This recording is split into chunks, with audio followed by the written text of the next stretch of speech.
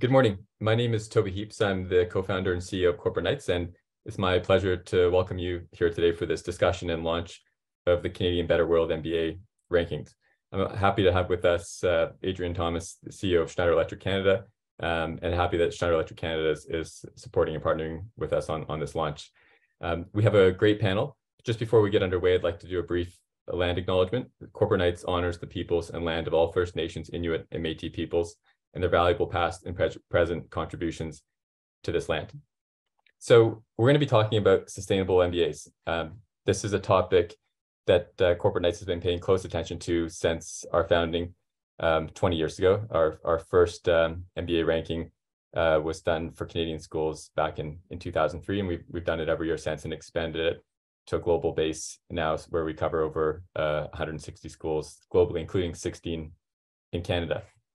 Chris, if you can bring up the slides for the Canadian ranking, just as I'm making some points. So the key things we're looking at when we're talking about sustainable MBAs, people ask, what is a sustainable MBA?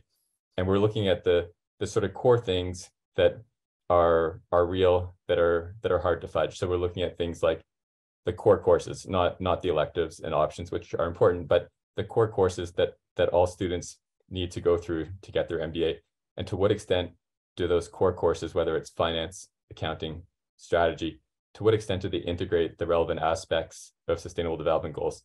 So we comb through the course prospectuses, we go online, we look at the materials that are being injected into the courses, and we make the determination to what extent SDGs are being integrated into the core courses. We also look at the publications, because one of the key beautiful things that business schools do is they're not only training the sort of future leaders of tomorrow, but they're also publishing and doing work to help advance and provide insights into how do we understand and speed up a sustainable economy. And so we go through all of the publications that professors and faculty members at each of the MBA schools have done in the most recent year, and we look at which ones are focused on sustainable development related goals and themes, and then we express that as a per faculty member publication. And we also look at the amount of citations, so whether those publications are having reverberations in the community. We look as well at institutes. How many institutes does the school have that are focused on sustainable development, and we cap that at 5, so we don't provide a hindrance to smaller schools that may not have capacity to have a gazillion institutes. And then we also look, importantly, at the faculty makeup on the sort of diversity and inclusion front. So we look at what % of the faculty is racially diverse relative to the home country where the school is located. And we also look at what % of the faculty is non-male. And then lastly is a bonus indicator for the first time this year. And we were quite actually happy to see the uptake of this indicator, because this is kind of like the ultimate litmus test. We look at what % of the school's recent alumni are working for impact organizations. We're going to expand that indicator to also include impact functions within just sort of regular organizations. But impact organizations would include the global 100 most sustainable corporations in the world. It would include nonprofits like Greenpeace. It would include ministries of the environment. And so anybody that graduated and went to go work for Adrian at Schneider Electric, that would count as a sort of a sustainable alumni. And one of the really cool things, we'll get to this in the next slide, but you can see there's quite a bit of variation among the 16 schools we looked at in Canada. I'm really happy to have with us Rumina Dhalla from the University of Guelph, which this year was the #1 ranked school in Canada and ranked quite highly globally overall. Chris, next slide, please. So if we look at the next slide here, you can get an idea about how things stack up if you look at the 16 Canadian schools and then all of the rest of the schools globally. So it's nice to see that the average number of core courses that integrate sustainable development goals in a Canadian MBA is now at about 4. When we first started doing this, it was at 1. So over the course of 20 years, we've seen quite a bit of progress. It used to be just a kind of like a token business ethics course, and now it's integrated into things like strategy and finance and accounting, marketing. So really nice to see that progress, but we still have some room for growth and improvement. The average Canadian school has in the neighborhood of around 12 courses. So you can see that if we're 12 out of 12, which is really kind of where we need to be, and probably where the business world needs business schools to be to get the talent they need. So we have a lot of room for progress to get that number from 4 to closer to 12. When we look at the percent of faculty who are non-male, a little over a third. So that's better than it used to be. It used to be more in sort of about 25%, and it's a little bit better than it is globally, but still lots of room for progress. Just given that we know that 1 out of every 2 people is not male. And then when we look at racial diversity in Canada, 40% actually our business schools are getting increasingly diverse. We've made a huge amount of progress, and there's still room for a lot of progress. And it's one of the reasons why our business schools are attracting people and students from around the world, because we have such a diverse and connected faculty. So nice to see leadership there, and also nice to see that it's moving in the right direction. Still room for improvement. When we look at the average number of published works on SDGs, it's improving. We're sort of upwards of some schools are over a third of their publications from their faculty on SDGs. So room for progress there, and you can see that we're doing better than the rest of the world. That number is not adjusted for faculty; it's just raw publications. And then this indicator, the last one, is really interesting. We were able to get quite a bit of cooperation from schools to learn without violating privacy in any way, just to learn which students were working at what we defined as impact organizations as a sort of percent of recent graduates. And it's interesting that 14% of recent MBA graduates from Canadian universities are working for impact organizations that are moving the needle on sustainability, whether nonprofits or sustainable corporations, as defined by Corporate Knights or Ministry of the Environment. That's twice the ratio that we found globally.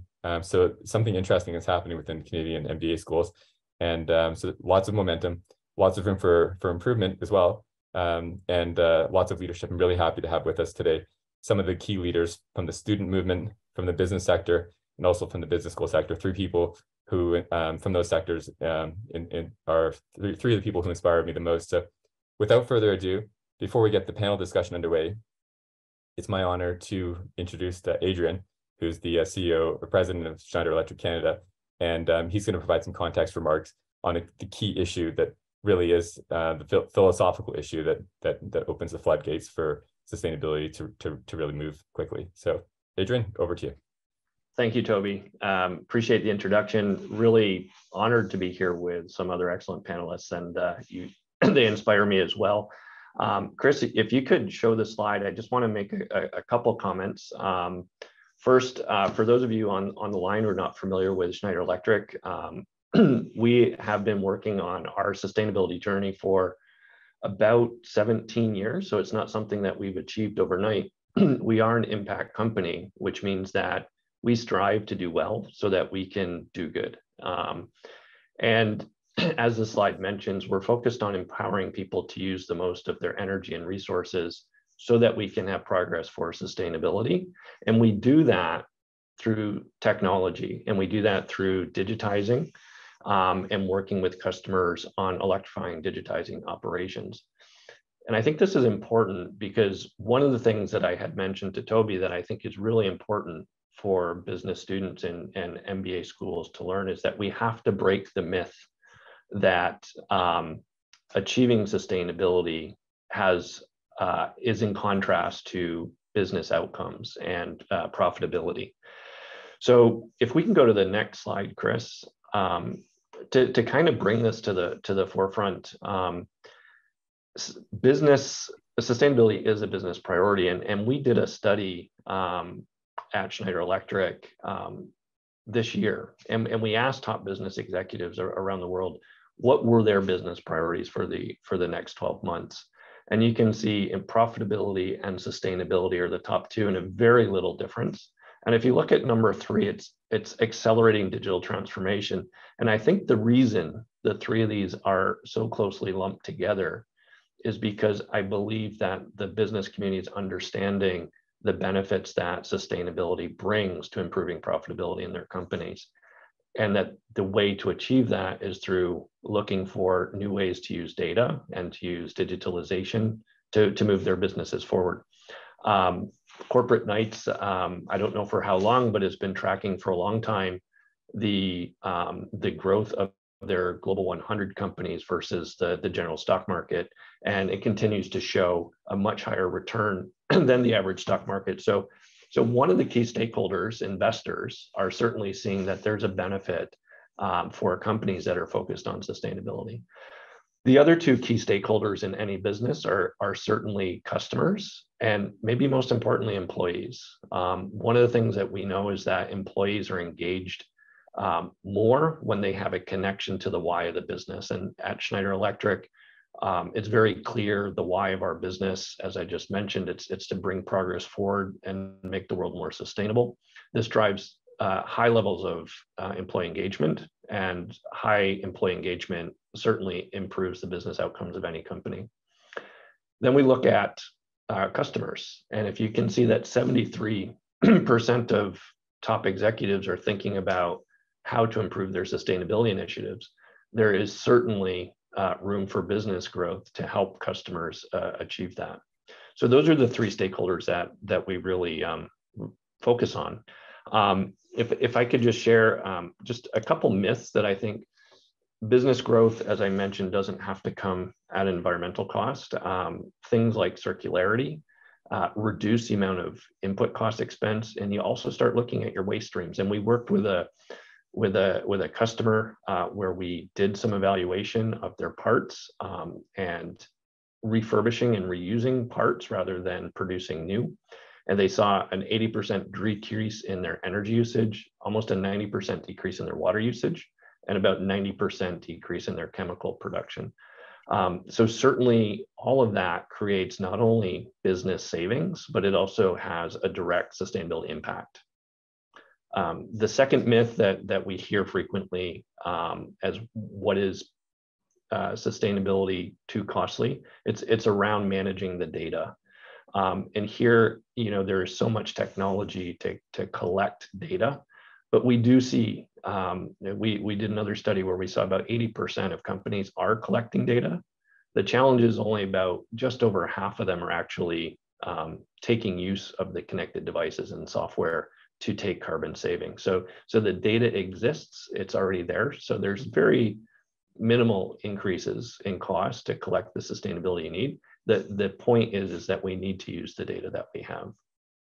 And then I talked a little bit already about engagement with our employees, and certainly sustainability is good for our reputation. And in this world where talent is so rare and precious, having a strong commitment to sustainability not only creates a positive public image, but it also helps you recruit and retain talent. So those are, I think, just three points here, Toby, that I would mention as how sustainability and business actually go hand in hand. And so hopefully that gives us some things to think about as we get into the discussion. Thanks, Adrian. And I think, your words carry a fair bit of currency. I think from where you're coming from personally, also where you're coming from a sort of company perspective. When we did our ranking in 2021, and we looked at over close to 7,000 companies, ranked companies on the percent of their capital expenditure that's going into sustainability, their carbon efficiency, their diversity, they're paying their taxes, across a sort of suite of 25 or up to 25 key performance indicators that we now track. Schneider Electric came in #1 overall out of all of the companies that we were looking at in the world. And so this is a company that is moving the needle. And so it's interesting to hear Adrian's perspective. And when we talk about financial performance and we look at the global 100, which is a sector neutral against the benchmark, intentionally set up that way with the leaders from each sector. So it's not a sort of tech bet kind of thing. When we looked at the performance in 2005, which is getting on 18 years now, the performance against the benchmark, not to mention the other sustainability indexes, but against the sort of blue chip benchmark, significant outperformance. And that performance gap is widening over the last 4 years. And I think the reason it's widening is these trends that you're talking about, where we're seeing profitability, sustainability, and digitization coming together, is starting to drive some really magical things. And we're seeing now the sustainable solutions in the economy are growing significantly faster, in many cases 100% or 200% faster than the economy at large. And so this is a sort of, it's no longer about sacrifice, it's about sort of not missing the train. And it's really interesting to see, and it's just in time. Maybe some would say it's a little bit late, trains running a little bit late, but just in time given the challenges that we're facing. So this opens up for the panel discussion. And Rumina, it would be great to get your perspective on our first question. Love to get all your perspectives on our first question. I know you've thought about it and bring different perspectives. But if we're looking at this rapidly changing business environment where we're going to see changes perhaps at the scale of the Industrial Revolution, but at the speed of the digital revolution, business schools are doing good things, but most people don't think they're keeping up with the pace of change in the real world. And we can see that there's some gaps from the data that are presented at the beginning of the discussion. How do we close that gap on sustainability in business schools? Rumina? Well, thank you very much. And thank you for inviting me to the panel. I'm just so pleased to be here. I think business schools had been working on it for some time. I mean, I did my MBA many years ago, and sustainability was part of our sort of curriculum. I think it's taken us some time because there's always this sense of, as researchers, we get into this topic and then we get sort of into a way of looking at things. And so that is shifting, and more pressures coming, from external sources. So whether it's competition from other schools, it's business wants us to do better in terms of how we deliver our content and have sustainability integrated into everything we teach. Looking at, pressures from the financial markets, right? The ESG investments, there's a lot more of that coming. Consumers want those products. Our students are asking for it. So the pressure is intense at the moment. Pressures from the outside, pressures from inside, faculty, students, staff, people, our stakeholders, our funders are all looking for it. So it's a perfect storm, I think. That all those pressures coming up, and we are so interested in it. Rankings push us forward and gives us a way to sort of say, okay, we need to do more around this, right? So I think this is what we need to shift us to the next level. So as you say, so many of us are doing so many things, but we tend to tack on courses, right? Rather than reinventing the curriculum, we tend to say, oh, we're teaching this, so how do we add things to it? And I think one of someone Stu Hart calls it saddlebagging. I think we need to shift from that and say, okay, let's reinvent the curriculum and what is business doing? And at one point in time, we were ahead of business. And I think you're quite right in saying that business is caught up and moving ahead much quicker. So I think that's what it's going to take is the pressure from the outside, the pressure from inside. So many of us are saying, this is our vision. We want to be sustainable. We say leaders for a sustainable world. And how do we connect that vision to action? And I think a lot of business schools are getting there and getting there at a much quicker pace than they were when I first started out 2 decades ago. Thanks, Rumina. Maxime, you've thought a lot about this, and as a former business school student and now as co-executive director with Regeneration Canada, be really curious to hear your vision for what it will take to close the sustainability gap at business schools. Sure. Thank you so much, Toby, and thank you so much for the invitation. I've been trying to advocate for business schools to change the education they get here in Canada for close to 5 years now.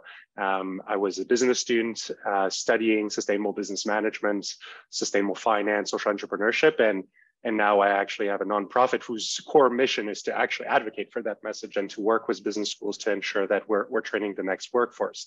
To answer your question, I think there are 3 things that need to be done to close that gap. I think business schools should focus more on getting business to become more purpose-driven, making sustainability the norm, and also challenging more the current business models. So what I mean was that the first one is rethinking the purpose of businesses, right?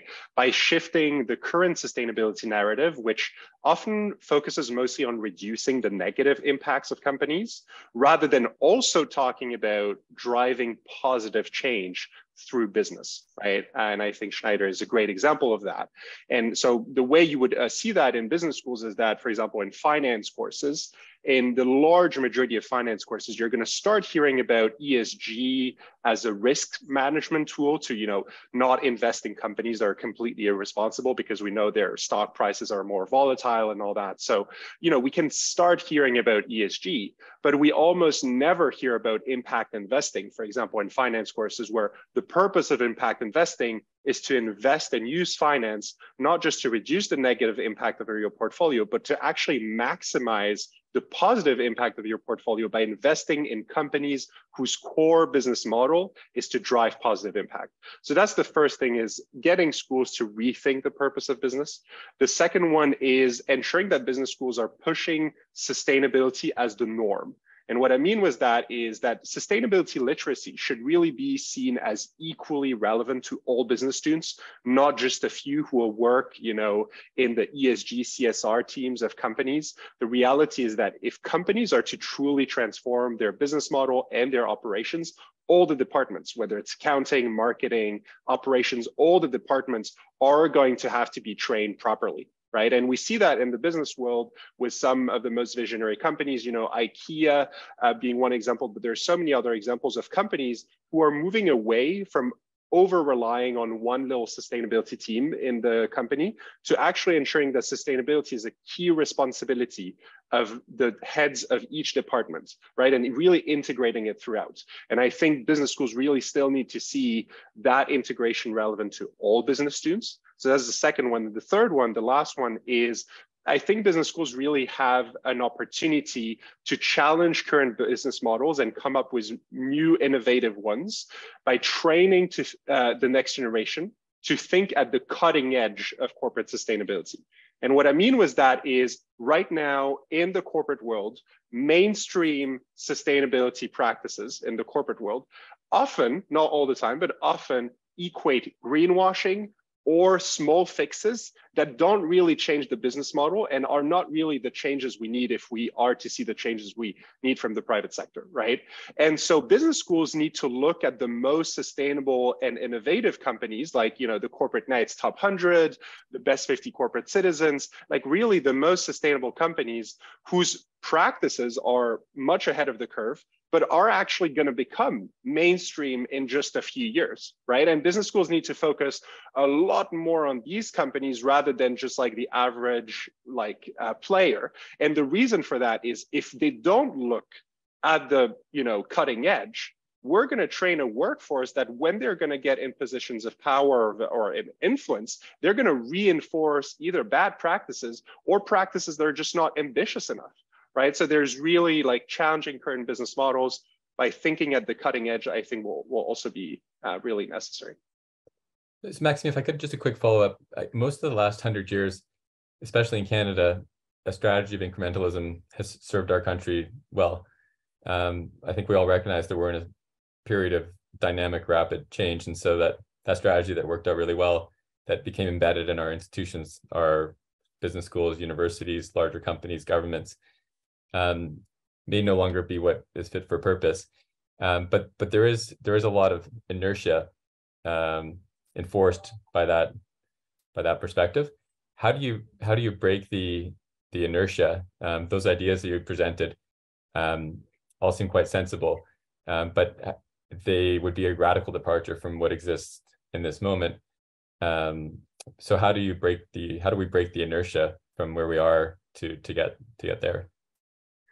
That's a big question, but it's a great question. I think definitely what we're seeing from the student demand is hopefully going to help drive that, right? I think students at the business schools are asking for more and more change at a much faster pace than what business schools have been used to, and so that's going to be really important to empower those students at the local level. And our organization is on a mission to ensure that every business school in the country has a student movement at their local level that are advocating for these changes. And the reality is that most business schools do not necessarily have a student organization dedicated to sustainability. We've done the research, and there are some big gaps. So we want to empower that. So the student demand is definitely going to play a key role. I definitely think I think as well from the industry, right, with people like Adrian from Schneider and so many other companies, I think companies have a huge opportunity and responsibility to put more pressure on companies. The most sustainable companies like Schneider and all the other ones in those two rankings we mentioned earlier need to step in and tell business schools, here are shifting demands. Because the reality, as I'm in talks constantly with schools and I'm talking constantly with industry leaders for the past 5 years, I haven't seen as much engagement, I think, from industry as there should be. And I think industry for a long time didn't see it as a priority. I think now more and more they're realizing, oh, we actually need to influence education. We not influence like in terms of saying what they need to teach, because obviously academic freedom, but still like they should play a role in telling to researchers and to schools, here are demands that are not currently met, right? And I think if the industry is putting that pressure, and hopefully from the most sustainable companies, maybe business schools will leapfrog and advance much faster. Okay, that's a nice segue to you, Adrian. So how do we close the gap on sustainability over business goals? So Maxime had a whole bunch of topics there that I think, but I'll start and work backwards. I think engagement in business schools. So I think a lot of companies, particularly companies like mine, have been focused on engaging with higher education around technology. And this concept of engaging more on the business side is crucial as we start looking at who we need to run and to deliver strategies and business models in this emerging sort of I wouldn't call it market, but this emerging business environment that we're living in. A couple things that I would sort of point out. One, I think cross-domain exposure is critical. So just teaching about sustainability with no exposure to available technologies and what's around, you don't leave the student with any sort of ideas or this kind of coming into the workforce with an understanding that there's this huge world of potential solutions that could be brought in. And quite frequently, the business and MBA students are the strategy folks and the business leaders that have the opportunity to kind of set direction for teams. So I think some cross-domain exposure is really, really critical. I think that I'd like to pull off of what Rumina had mentioned in the beginning of tacking on. When you tack it on, it becomes an also, and it is not fully emphasizing the importance of it. And we, if you just take that little survey that we had done, you see it was a top 3 priority. So if it's a top 3 priority for business leaders, it should probably be a top 3 priority in terms of educational priorities. So moving it from an elective or an additional course into a bit more mainstream. It doesn't need to be a new course, but maybe it's a theme within each of the traditional kind of aspects. The last point I would make, Toby, what we see is that in the sustainability world and moving forward, we see dramatic shifts in terms of business models. So are we refreshed in circularity? Are we refreshed in some of these service-oriented businesses that stem out of this? So I think, business model refreshes need to be looked at. 2, I think accounting. I'm not sure if it was Rumina or Maxime mentioned greenwashing.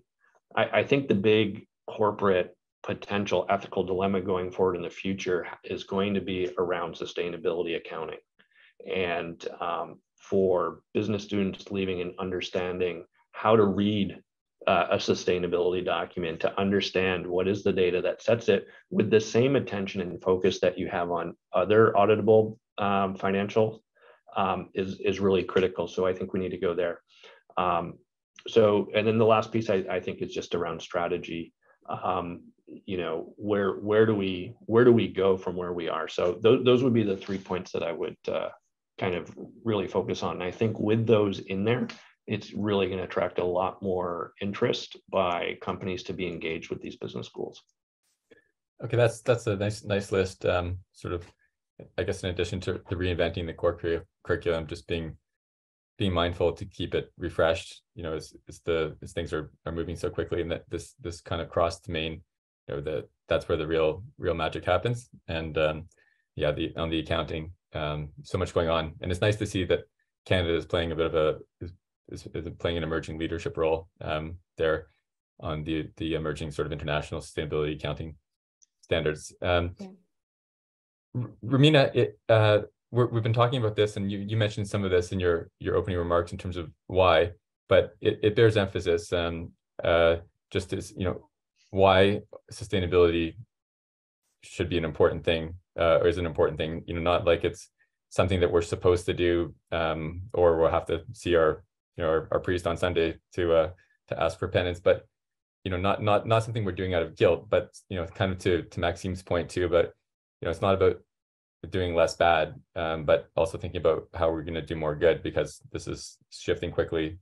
There's risk issues, but it's also, the landscape is shifting rapidly, where this is an opportunity. Sustainability is an opportunity, or even more so potentially than a risk. But if you were going to sort of kind of make the case, when you're, I know your dean is this, and the culture at your school is advanced on this, but making the case to the governing committees, to the sort of powers that be, to the alumni, to the former alumni, to the contributors, the donors, to the university, to prospective students, when you're making that case of why sustainability matters, how do you sum it up? Well, thank you. That's such an important question. So apart from the greenwashing, or apart from doing what everyone else is doing, there are so many wonderful opportunities when you look at sustainability, right? So let's just take consumption and production, sustainable consumption and production. There's so many different ways of working through the system and reducing the use of resources and reducing garbage, right? And it's exciting for our students to learn about these kinds of designs, circular economy designs, and looking at biomimicry and looking at, for ideas. So it refreshes, as Adrian said, it refreshes how we teach business. So there's those opportunities on opening up innovation in places that you haven't, which makes us competitive as a country. Right, it makes us quite competitive. Sustainability is everyone talks about climate, and everyone is worrying about what's going to happen to the environment and biodiversity. But if we turn that into a positive and say, how can we find opportunities and also do some good?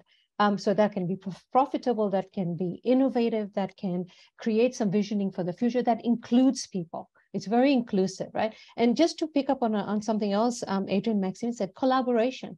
I mean, that would be a really interesting concept, that because rather than competing with each other, how do we collaborate with each other as business schools and create something that puts us in the forefront and says, this is the way, and have a Canadian context, right? Look at it and say, how do we compete globally? What makes us different, and create opportunities for potential employers, potential employees. Look at governance issues. I think one way to do this is to look at it in a way that says, this is really exciting. This is really future oriented. This gives us innovation. This is competitive. Because if you go around saying, oh my goodness, it's it's crisis and guilt and shame, I'm not sure we will get there in the long run, right? I think if you give people the opportunities, or teach students how to look at these crises and come up with opportunities and create new ideas, and maybe it is digitization, maybe it's around AI, maybe it's around design. But I think that is what gets people excited, is create this vision that's authentic. It's based on, in what we do. So for example, I mean, how do we change our curriculum? So it's more, we have more Indigenous content in there. I mean, that gives us makes it Canadian, and also gives us a differentiation out in the global market, right? So I think for me, if I were sort of pushing it, it has to be authentic.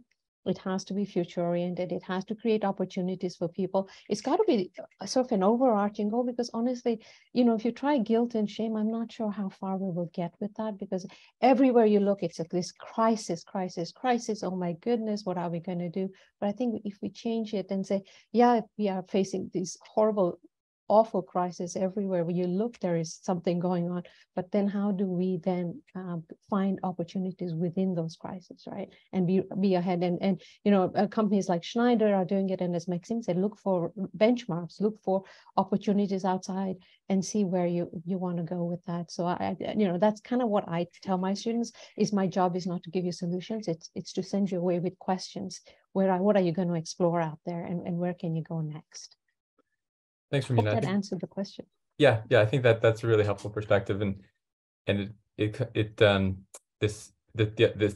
magnitude of the opportunity, it really reframes a lot of the nature of a lot of the barriers. And and maybe this would be interesting to get your perspective on, Maxime and Adrian, on this general question and on this sort of this part of it.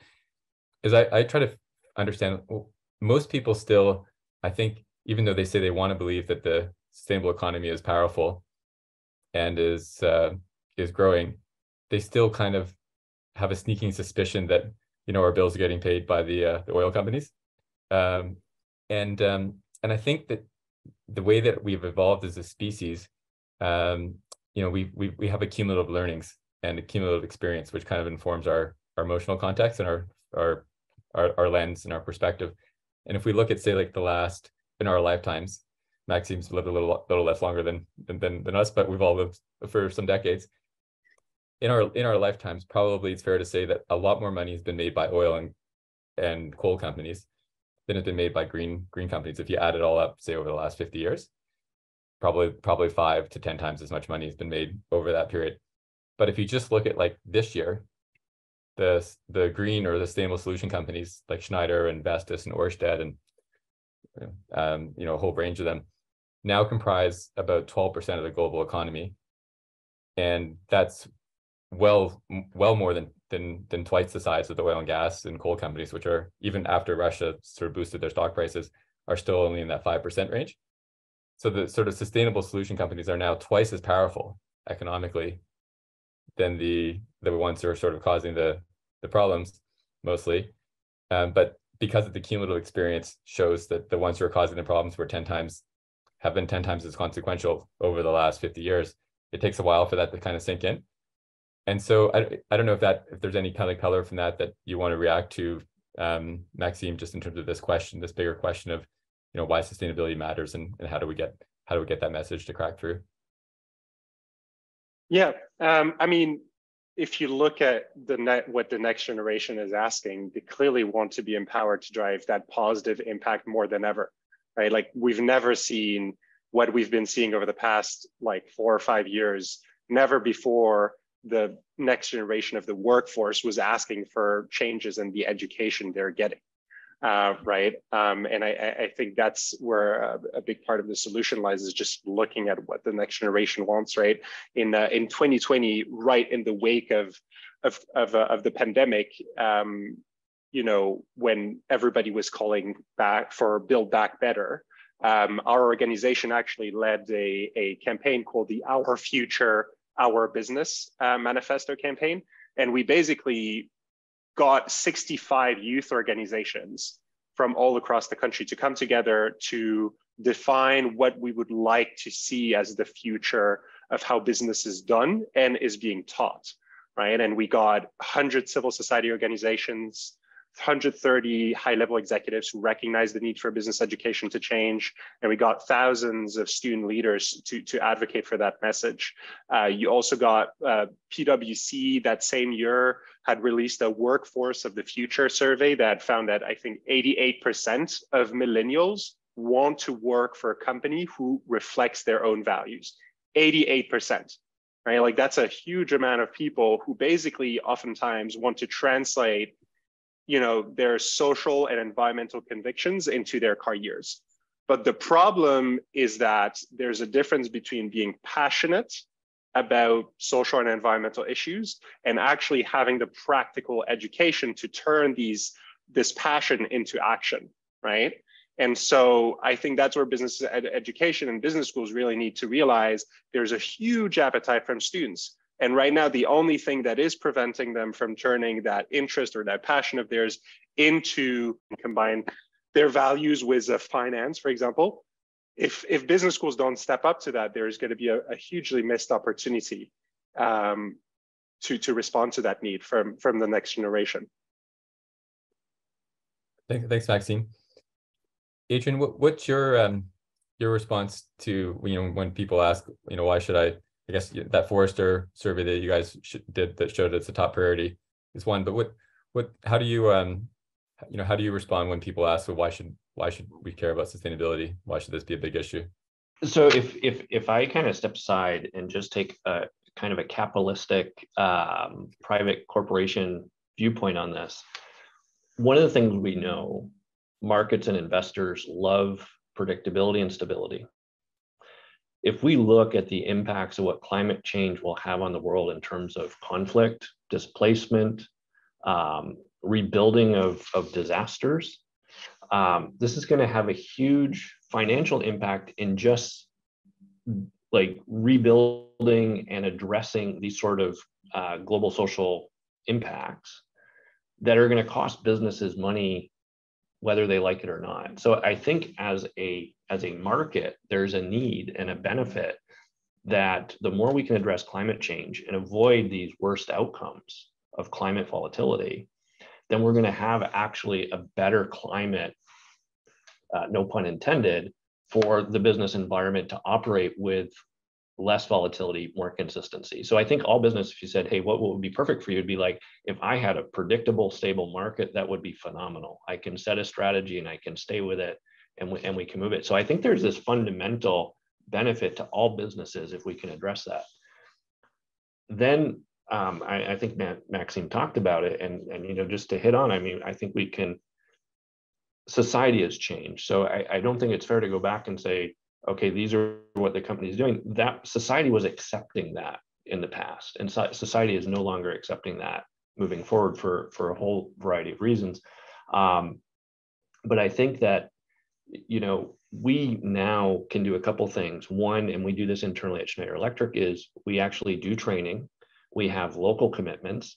So, everyone at Schneider Canada knows how they can make an impact to sustainability. And it's not always working with customers, what we do at our sites. It's how we reduce our waste streams. It's eliminating single-use plastics.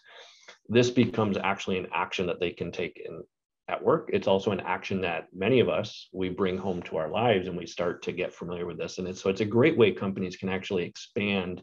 Even though we're in the energy sector, we can expand other parts of sustainability, our diversity agenda, inclusion. Those are other things that companies bring. And then the last piece I would say, you mentioned how large the green economy is now as the total makeup.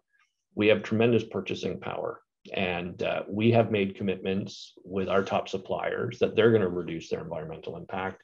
Companies like Walmart with their Gigaton project.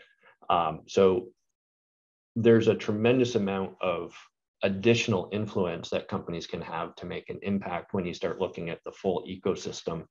And so even if a supplier doesn't have sustainability at the top of their core values, they certainly need to have it from if we want to do business with these companies, we're going to have a sustainability plan. So hopefully those comments resonate with the audience here. Yeah, that's helpful. We have a little time for some questions. We've got some questions that came in. Powered Puri has an interesting question at the top. This is for all three of you. So he says, as a management student specializing in sustainability, my focus is on multidisciplinary learning to build critical learning, clean innovation management, to find innovative solutions, and change management to integrate ESG sustainability within organizations. What, according to the panel, are the 3 key skills required from management graduates to make an impact? 3 key skills. Great question. Adrian, you're the recruiter. So I can tell you across the board, and we're very much more focused on profiles than qualifications nowadays, because we think we can train a lot of people on some of the idiosyncrasies of our business. So the things that I would be looking for in any management graduate, and certainly in any leader, is going to be around curiosity, in resiliency, the ability to kind of pull yourself up regardless of whatever is coming at you. those would be the first two. And then I think the third piece would be good listening skills. Interesting. Rumina, did you want to react to that question? Yeah, it's a great question. And I mean, there's skills we can teach, right? You know, we can teach our students business skills. We can teach about, about listening. We can teach about, all kinds of, problem solving, critical thinking, all those things. But I think what is required going forward, and someone in the chat has talked about social justice. So, when we talk about sustainability, there's so much action around environmental issues and biodiversity and all that. But sometimes we forget there is the component of people and social justice as well. And so, that's kind of, around poverty, around displacement, around, SDGs, all that stuff. So I think one couple of things that I try to get my students to think about is make decisions with courage and compassion. Just really look at, and that's not something that you normally hear about in business schools, but we talk a lot about looking at business problems, business solutions, issues coming your way. Be courageous and don't think that you need to follow a path. You can start making decisions and look at what's going on around us with a little bit of more than profit. I look at it with compassion and say, what can we do, and what is the impact of my decisions 5, 6, 7 sort of iterations down the road. I think business students who can look at these kinds of problems with a different perspectives, I think will make the impact that we're looking for. Interesting, yeah. If I may add on top of this, Toby, and I'll just send very quickly a quick scorecard that allows you to kind of evaluate how much sustainability is properly integrated in the teaching, and I will focus on just level 3, which I'll copy paste into the chat right now. Which I think is really going to be like the ultimate level. Like the level 2 is basically ensuring that students are able to bridge sustainability with their study areas, right? So for example, a course on sustainable finance, right? They need to be able to see the intersections between sustainability and their respective study areas. And we've already touched upon this earlier in the conversation. Level 3 is maybe could be considered as a skill, which is learning how to challenge dominant narratives, right? And I think what we need to be careful with is if the version of sustainability that is being taught in business schools leaves certain key ideologies unchallenged, right? And so we need to get our business students to think more critically on certain things like shareholder primacy, neoliberalism, short-term profit maximization above all else, because yes, I fully agree with Adrian.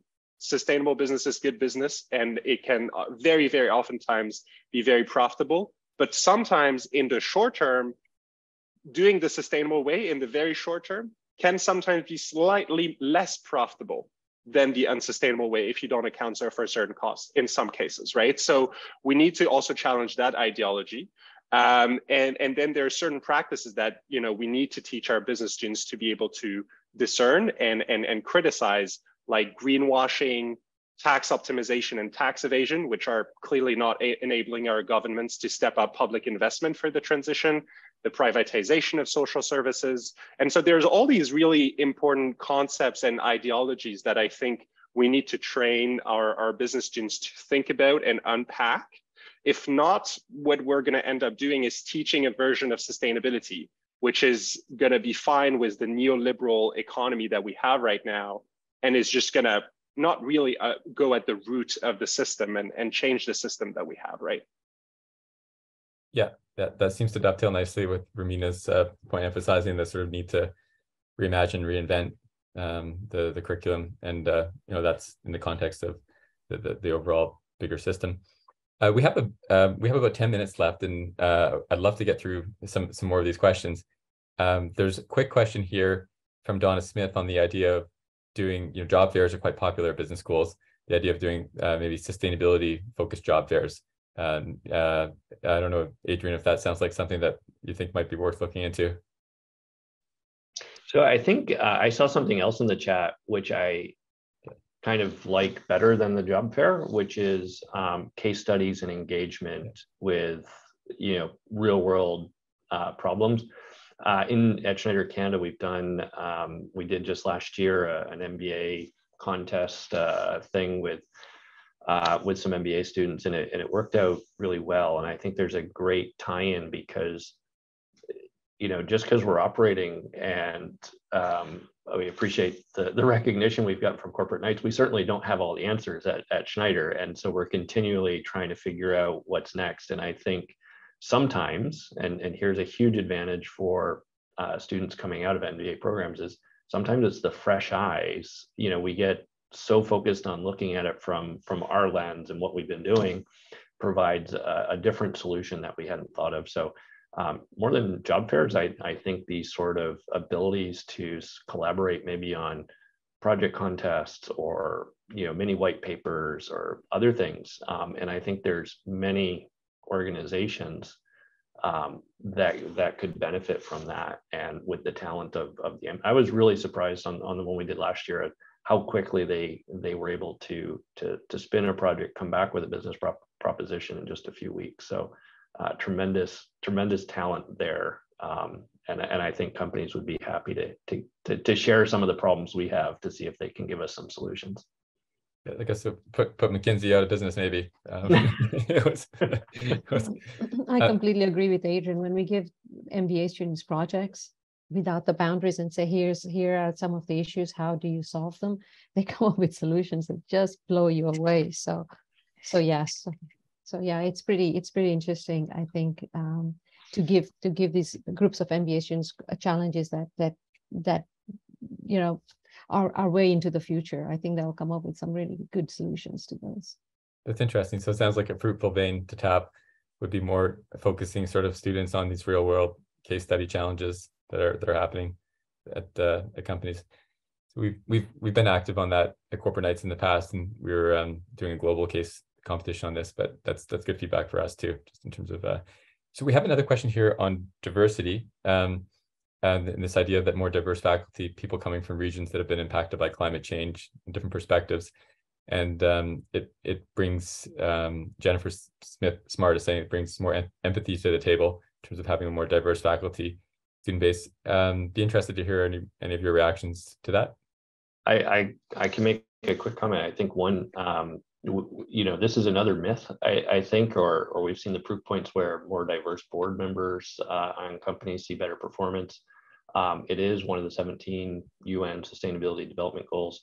It's baked into our sustainability strategy at Schneider, and diversity comes in all shapes and forms of backgrounds and cultures and sexual orientations, genders, you name it. And getting diversity of thought in solving challenges of the future are just critical.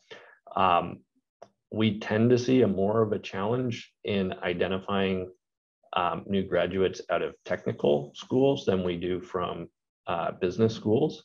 Not to say that business schools are where they need to be from a diversity standpoint, but I definitely see more of a challenge on the technical graduates than we see from at least the applications we see from business schools. If I may chime in on this important question, I think there is a diversity at the national level and then international level. At the national level, ensuring that we have a population that is also representative of the economically and racially diverse, you know, communities that we have in Canada, right? Knowing that we know that by now there's data that shows that people of different races and of different economic class will be impacted differently from environmental and social you know, disasters. And at the international level, we know that obviously the global south is going to be widely more impacted than the global north. And the reason why I think diversity from those two groups is hugely important is that it will really increase the sense of urgency of action, both in the professors, but also the students themselves. Because what I totally agree with what Rumina said earlier, we need to talk about the opportunities here and we need to turn this into a positive conversation. I absolutely agree. But I also think we should not forget about how dire the crisis is. And I genuinely don't think that a lot of people in business schools realize how bad it is. I know they know it's bad, but like let's we have COP15 in Montreal in 2 weeks. COP15 is the COP, but about biodiversity. We had a biodiversity loss of 83% of wild mammal biomass and half of the world's plant biomass. Like the amount, we're literally entering the Earth's 6th mass extinction period. At a social level, we had Brexit, we had Trump, that are just two of many examples of political crisis partly caused by decades of neoliberal economics and shareholder primacy. Like at the social and environmental level, the level of crisis is unprecedented. And the reality is that those groups, those diverse groups are actually much more impacted by those crises than, the more white, more privileged people of our communities. And so if we don't have that diversity, we're gonna talk about opportunities and sustainability, but we're not gonna have that sense of urgency, I think, that is needed, to drive more rapid action. So that's also why I think diversity matters a lot. Yeah, thanks, Maxime. That really hits home. Definitely the crisis we're facing are unprecedented, but so is our ability to respond. And I think we're going to be way more likely to respond fit for purpose if we can connect the dots, and that's way more likely if we have more diverse folks in the leadership positions. Okay, we have one more question. I wonder if we could weave this question into your closing remarks too, because we have about three or 4 minutes. And the question is around the theme that Adrian brought up, and it came up with Rumina and Maxime as well. But this idea that to instill more holistic purpose within the future business leaders, it's really important to look, beyond our sort of immediate frame and look at this sort of cross-domain, more integrated approach beyond just sort of one single topic. How do you, what benefits do you think we will see if we start to take that broader, more integrated, more sort of cross-domain perspective and make it real? And we'll start, Rumina, with you first, and then Maxime and Adrian, you've got the last word. Well, thank you. I think the issues are global, and they cross domains, right? And so to think that just having a business or management education try to address them without including all the experts that we have from other domains who can add value to our to learning, I think it's critical to bring more voices into the the conversation so we can benefit from the expertise. We don't do enough of it, but we're starting to do more and more collaboration. And when you guys do the Better World Business MBA rankings, you look at institutes working together, and I think that's really important, working across, because the problems are interconnected. The solutions have to be, right? I mean, we can't just fix one part of the system. We have to really look at rejigging the entire system. So I think there's great opportunity. It's also, I think it's also a really good way to be able to create leaders who are aware of problems outside of business or opportunities outside of business. I think it makes our curriculum richer. I think it makes our curriculum more relevant, and it'll make our students more resilient in the leadership roles they take. So yeah, I really do think that we have to, as business schools, create opportunities to bring in other disciplines into business education. I can quickly go next. I was lucky enough at McGill that my business major was actually a cross-faculty one. So I actually had lots of classes in the School of Environment, Geography, had lots of social sciences as well. And I think I wouldn't have my understanding of sustainability if it wasn't for that. In the scorecard that I shared at one point in the chat, in the level 1, which is, talking about fundamentals of sustainability, having one core course in business about sustainability is hugely important.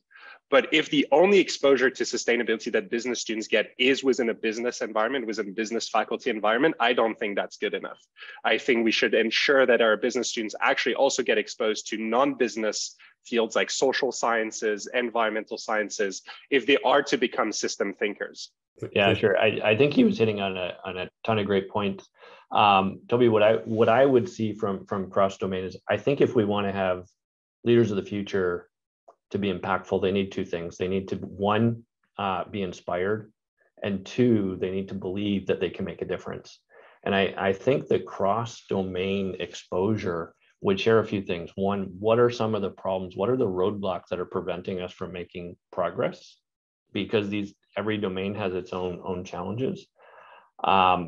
And then I think it'll also expose alternate solutions. So, you know, if you go into engineering, you're going to try and solve anything as an engineer. If you go into business, you're going to try and solve everything as business. But I think if we can do things, and there's plenty of other social science and everything. So I just use those two as an example. But if we can bring those together, we kind of widen our toolbox. And as the saying is, not everything is a nail, right? We'll widen our toolbox so we can use the appropriate tools to solve problems. So I think it'll inspire students because they'll see their ability to make an impact, and they'll see alternate tools that they can use to make a difference. So I think they'll believe that they can make that difference in the world. So thanks, Adrian. And Maxime, we missed the last 20 seconds. It'd be great to finish on that note.